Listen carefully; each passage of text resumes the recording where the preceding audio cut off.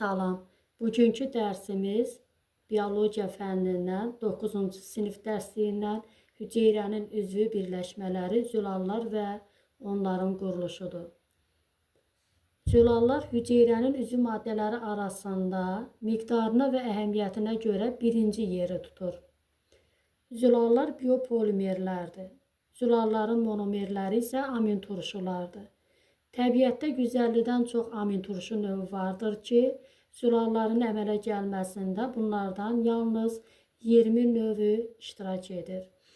Amin turşular karboksil və amin qruplarından ibarətdirlər və amin turşunu yazsaq ümumi quruluşla amin qrupu,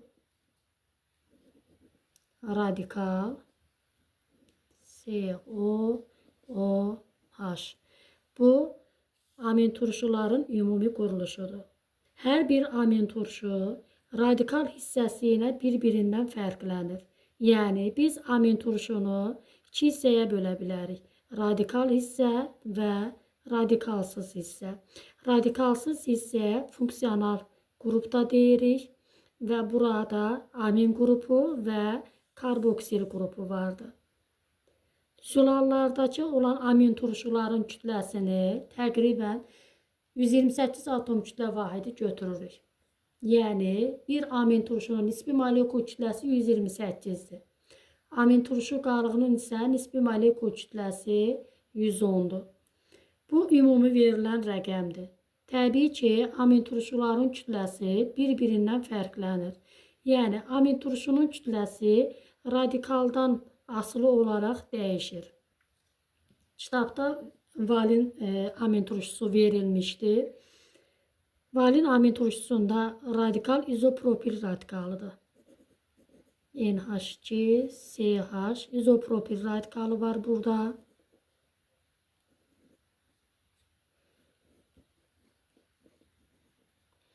Bu amin turşunun kütləsini hesablayaq. Amin turşuda radikalsız hissənin kütləsi 74-dür. Üzərinə gəlirəm. İzopropilin kütləsi izopropil C3H7-dir. Bunun emerini tapsaq 12-ni 3-ə vurdum 36, 36-nın üstünə 7 gəlirəm 43. Radikalın kütləsi 43. Bu 117. Deməli, valin amin turşusunun nisbi molekul kütləsi 117-dir. Burada hidrogen ola bilər, hidrogen atomu ola bilər. Onda kütləsi 75 olacaq. Yəni, amin turşuların kütlələri bir-birindən fərqlidir. Və kitabda valin, sistein və tirozin amin turşuları verilmişdir. Yaxşı olar ki, bunları radikallarına görə bir-birindən fərqləndirə biləsiniz.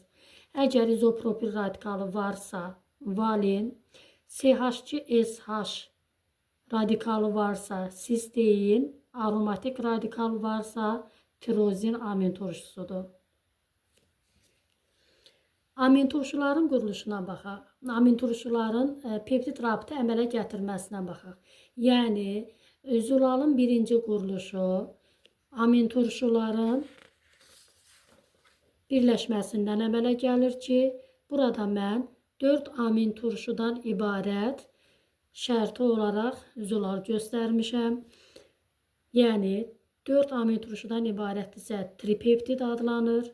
2 amin turşudan ibarət dipeptid, 3 amin turşudan ibarət tripeptid.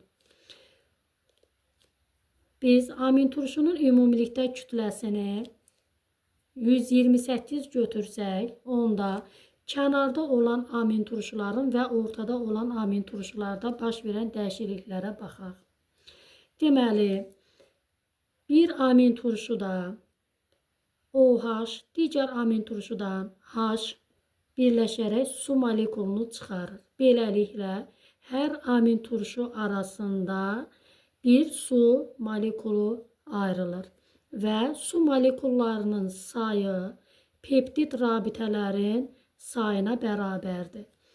Burada amin qrupunu qırmızı qələmlə yazmışam ki, amin turşu qalıqları baxanda bir-birindən asanlıqla fərqlənsin. Birinci kənarda olan amin turşuya baxaq. Burada OH qrupu çıxıb. OH qrupunun kütləsi 17-dir. Yəni biz 128-dən 17 çıxdıqda amin turşu qalığı 111 olur. Ortadakılara baxaq. Ortada nə qədər varsa, burada bir tərəfdən H, bir tərəfdən OH. Bu amin turşu qalığına bir tərəfdən H, digər tərəfdən OH çıxdığı üçün hər amin turşudan 18 çıxırıq. Yəni 128-dən 18 çıxdım. Amin turşu qalığı oldu 110 atom kütlə vahidi. Radikalsız hissələrə baxaq. Dedik ki, radikalsız hissə kütləsi 74-dür. Buradan radikalsız hissədən OH, yəni 17 çıxdığına görə kənarda 74-dən 17 çıxıram. Radikalsız hissənin kütləsi 57-dir. Ortadakılardan isə 74-dən 18 çıxıram. Radikalsız hissənin kütləsi olur 56. İndi digər kənardakı amin turşu qalığına baxaq. Buradan isə COH qrupu durub, hidrogen çıxıb. Ona görə 128-dən 1 çıxdım. Amin turşu qalığı 127-dir. Radikalsız hissə isə 74-dən 1 çıxırıq, 73. Yəni, məsələlər verəndə bu rəqəmlərə fikir verərək müxtəlif tipli məsələləri həll etmək mümkündür. Su molekullarının sayını tapmaqdan ötürü amin turşunun sayından zülalın zəncirinin sayını çıxa bilərik. Əksər zülallar bir zəncirlidir. Ancaq insulin hormonu zülalı 2 zəncirli, məsəl üçün hemoqlobin isə 4 zəncirlidir. İnsulin zülalında bir zəncir 21 amin turşu qalığından, digər isə 30 amin turşu qalığından ibarətdir. Düsturu yerinə qoysam, N su bərabərdir N amin turşudan zəncirin sayını çıxaq. Bərabərdir. Amin turşular oldu 51. 2 dənə zəncirlidir. 2-ni çıxdım 49. Və yaxud da 21, bir zəncirdə 21, digər zəncirdə isə 30-dursa, 21-in arasından həmişə N çıxaq bir sayda. Bir dənə özündən az sayda su çıxır. 20 su molekulu bir zəncirdən, 30-dan 1 çıxdım, 29 bir zəncirdən, cəmi yenə 49. Əgər bizə hemoqlobin zülalının amin turşu sayını verərsə, onda su molekullarının sayını tapmaqdan ötürü amin turşu sayından 4 çıxacaq. Çünki hemoqlobin zülalı 4 dənə polipeptid zəncirdən ibarətdir. Deməli, zülalın birinci quruluşu, yəni ilkin quruluşu peptid rabitənin səbəbini oldu. İkinci quruluş isə burulur. Zülal burularaq ikinci quruluş əmələ gətirir. Yəni, tutaq ki, polipeptid zəncir burulmuşdur. Bir burumda olan C ilə digər burumda olan NH arasında hidrogen rabitəsi yaranır və hidrogen rabitəsinin səbəbinə zülalın ikinci quruluşu əmələ gəlir. Hidrogen rabitəsi kovalent rabitədən zəif rabitədir. Üçüncü quruluş isə hidrofob rabitənin hesabına olur. Yəni, üçüncü quruluşda məsəl üçün sistein zülalı üzərində verib disulfid rabitəsi, yəni kükürt su tərəfindən həll olunmur, hidrofobdur. Sanki bu su molekulları bu spiralı bir qədər də bir-birinə yaxınlaşdıraraq daha da bunun spirallaşmasına gətirib çıxarır. Yəni, üçüncü quruluş isə necə oldu? Hidrofob rabitənin hesabına. Sonra isə dördüncü quruluş. Məsəl üçün, hemoqlobin zülalında 4 dənə üçüncü quruluşlu zülal birləşərək dördüncü quruluşlu zülalı əmələ gətirir. Burada 29-cu səhifədə zülalların, bir çox zülalların kütləsini vermişdi. Bu rəqəmləri əzbər bilmək lazımdır. İnsulin zülalının kütləsi 5700, Ribonükleoz zülal fermenti 127 min, albumin yəni yumurta zülalı 36 min, hemoglobin 65 min atom kütlə vahididir. Zülalların tərkibində amin turşu növləri də müxtəlif olur. Maksimum 20 növ amin turşu, minimum isə 1 növ amin turşu qalığından ibarət ola bilər. Ribonükleoz fermenti 19, insülin isə 18 növ amin turşu qalıqlarından ibarətdir. Əgər yaranan peptid rabitələr, peptid zəncirlər yumaq şəklindədirsə, bu zülallar qlobulyar zülallar adlanır. Peptid zəncirlər dəstə şəklindədirsə, onda fibrilyar zülallar adlanır. Məsəl üçün, hemoglobin burada hem və globuladan ibarətdir. Yəni, bu zülal globulyardır. Hem isə qeyri-zülali hissədir, özündə dəmir iyonlarını saxlayır və bunun səbəbinə qan qırmızı rəngdə olur. Baxaq zülalların funksiyalarına. Zülalların bir çox funksiyası vardır və dərsdə bu funksiyalar haqqında qısa verilmişdir. Mən çalışacağım bunu geniş sizə izah edim. Zülalların funksiyaları. Başlayaq. İnşaat funksiyası. Zülallar hüceyrənin membranının qurulmasında, orqanoidlərin, ali heyvanlarda, məsəl üçün vətərlərin, bağların, qığırdaqların, qan damarların, tüklərin, buynuzların, dırnağın, pulcuqların tərkib hissəsindədir. Biz bilirik ki, hüceyrənin membranı iki lipid cərgəsindən və zülallardan ibarətdir. Yəni, bu funksiya inşaat funksiyasıdır. Yəni, hüceyrənin qurulmasında, inşaatında zülalın böyük rolu vardır. Katalitik funksiya. Biz bilirik ki, canlı hüceyrədə reaksiyalar yüksək olmayan temperaturda, normal təzyiqdə, maddələrin aşağı konsentrasiyasında, yəni qatılığında baş verir. Yəni, bu şəraitdə hüceyrədə baş verən reaksiyaların getməsi üçün biokatalizatorlardan istifadə edir ki, hüceyrə bu biokatalizatorlar zülallardır. Kimyadan bilirsiniz ki, katalizator reaksiyanın sürətini dəyişir, lakin özləri demək olar ki, sərf olmurlar. Hüceyrədə də elədir, yəni buradakı biokatalizatorlar, yəni fermentlər reaksiyanın sürətini dəfələrlə, 100 milyon dəfələrlə demək olar ki, artırırlar, özləri isə sərf olmurlar. Yəni fermentlərin kütləsi, miqdarı dəyişməz qalır.